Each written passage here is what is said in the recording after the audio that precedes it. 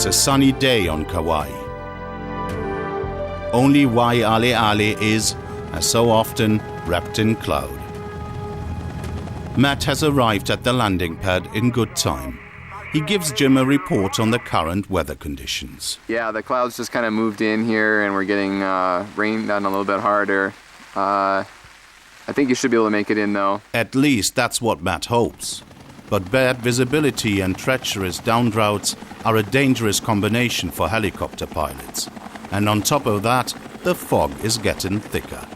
The side doors on Jim's helicopter have been removed. That way he can lean right out to look for fixed points on the ground. It's an extremely skillful flying technique.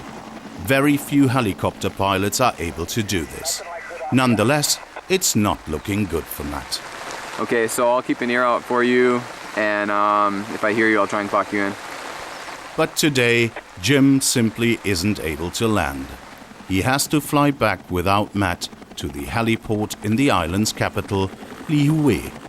Here, the weather is clear and sunny again. Two climatic zones that could hardly be more different, less than half an hour apart. Down here, I mean, it's nice and sunny, but you notice it's kind of breezy, it's windy. Well, as the wind travels, it blows from the northeast direction, and it hits the mountain and it rises up, it cools down, and it rains. This is the windward side of the island. So as the temperature cools down, it squeezes out the moisture. And so you get all the rain up there. That's why it's the rainiest spot in the world.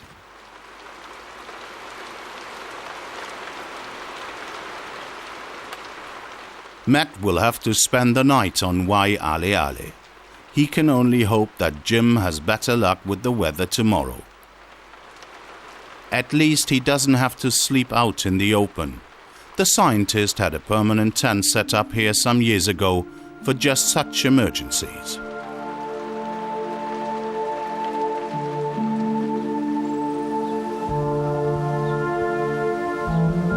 Kauai has many nicknames. Garden Isle is a favorite. That's the one you'll usually find in the guidebooks.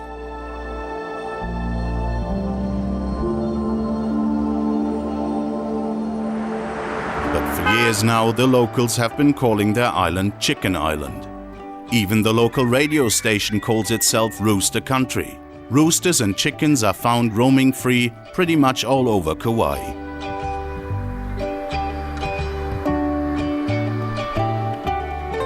It all began in 1992 with Hurricane Iniki. This destroyed large parts of the island and liberated a huge number of chickens in the process.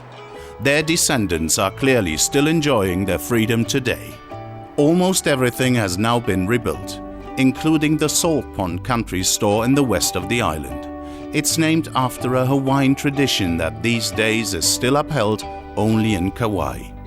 For centuries, Kopa Akana's family has been extracting salt here from the sea.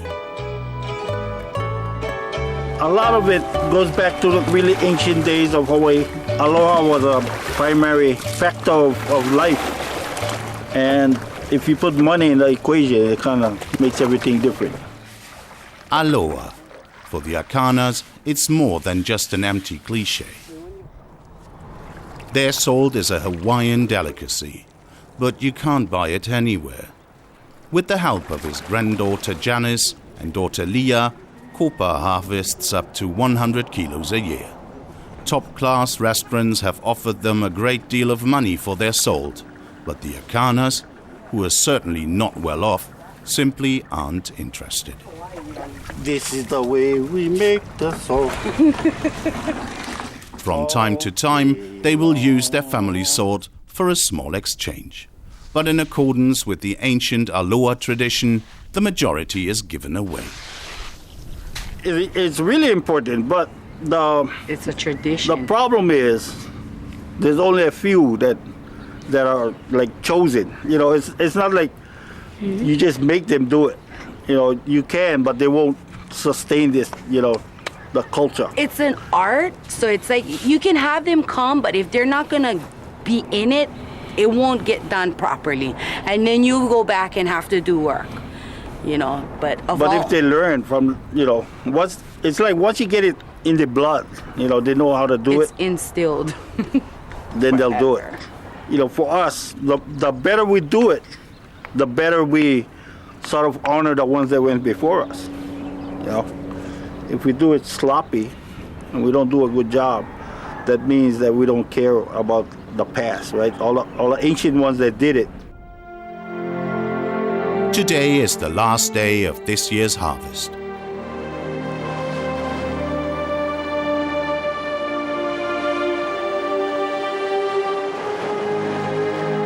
It's the end of September, and soon the winter high tides will flood the Akana salt ponds.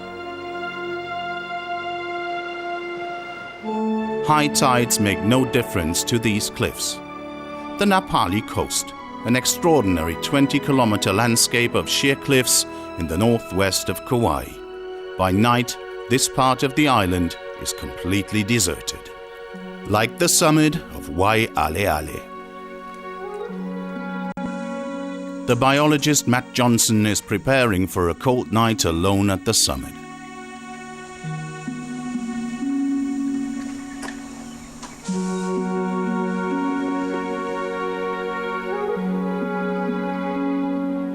Meanwhile, down at the bottom of the mountain, David Sprout is giving a concert with his band, as he does every Thursday evening.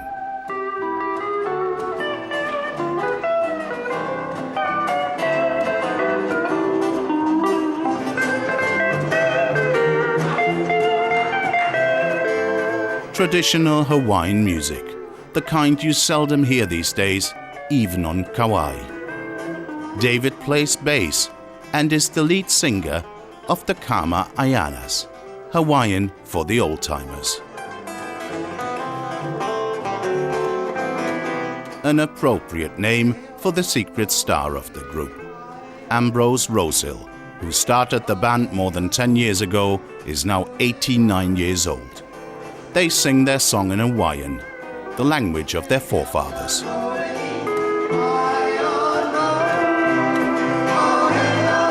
David has told us a great deal about Hawaii, about the original Hawaiians, a sensual, grounded people, full of life and love of the beauty of nature. Too sensual often for 19th century Christian missionaries. They tried to ban all forms of Hawaiian music. Even the sound of the language has a magic of its own. The audience generally has no idea what the man up there is actually singing. But David is convinced the songs are so beautiful, people can understand them without words. For David, their Hawaiian music is far more than just entertainment. There is a history here. There are a few of us Hawaiians left. The Hawaiians are an indigenous native people to these islands that have been Americanized. So, there's a lot of things that we want to keep things, but music is very, very important, very integral, and it has kept a lot of our history and our people together just by what's being passed on. There's a lot of messages, there's a lot of history in it. They wrote about places, people, events that happened, so a lot of it's in the music and the songs.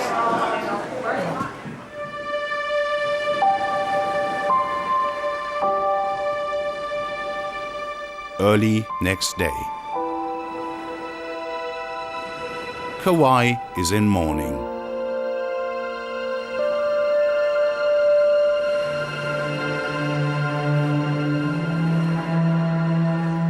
Andy Irons, the best surfer on the island and many times world champion, has died.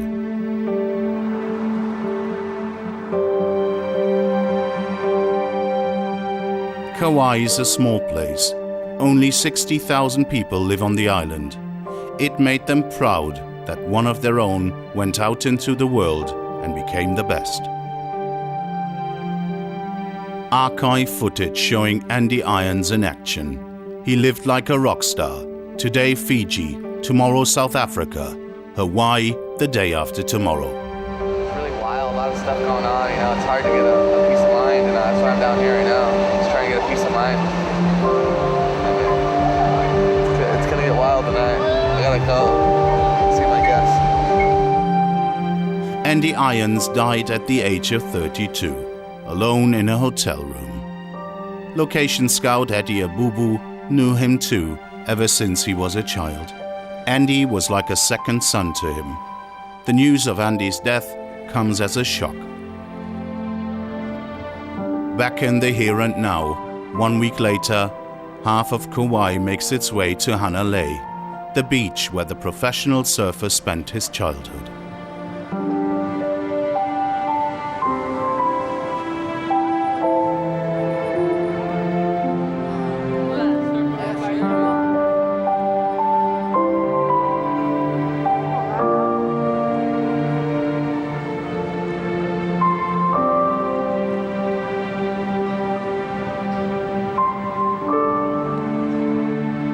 Very typical of Hawaiians.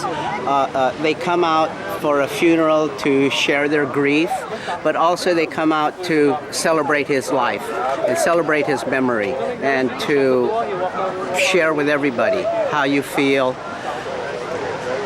share your emotions. Very difficult. The Hawaiians have a very unique way of sending someone on into the next world.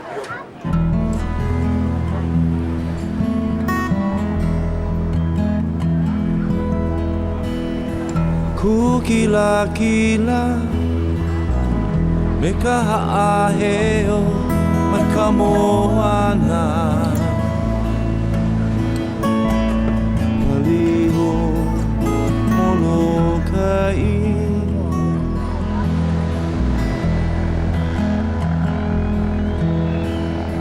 Ulu vehi vehi o papalawa wai puhia Kawaileleo aka'ano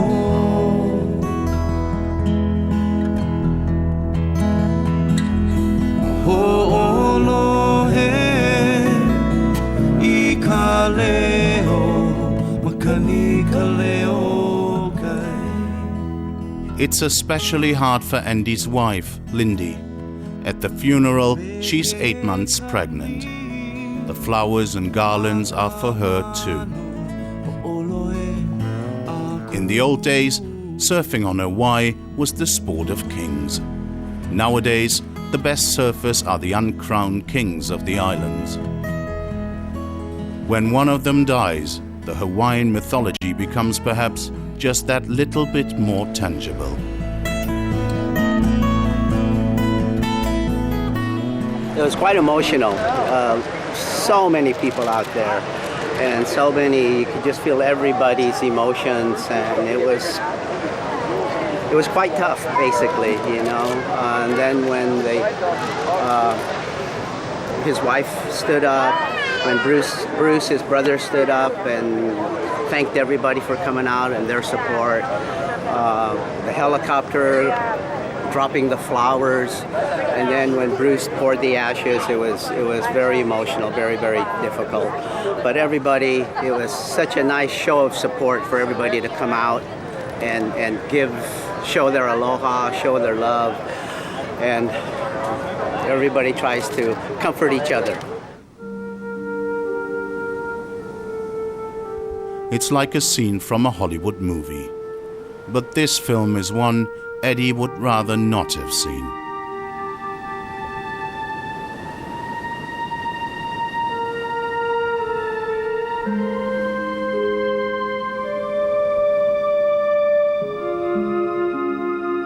The next day, he needs a bit of time for himself.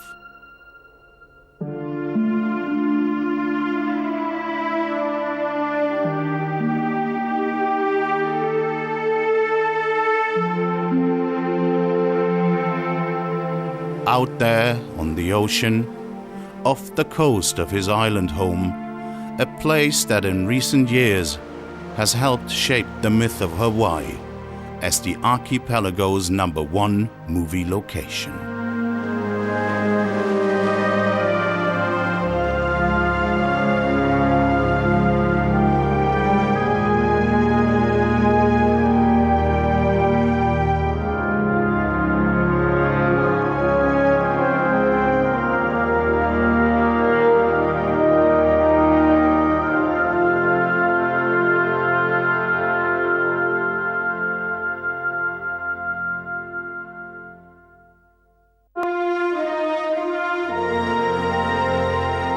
Hawaii, a place many Europeans still yearn to visit, the dream of a palm-lined Pacific paradise.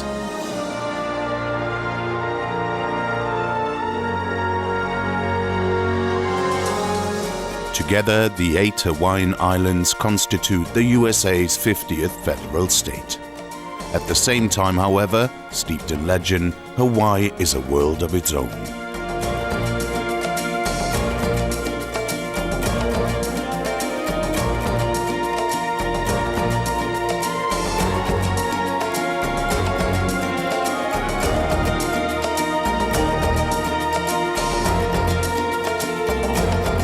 Today, we're heading to the place where, more than anywhere else, you'll still find the Hawaii of the early settlers, the island at the heart of the archipelago, Molokai.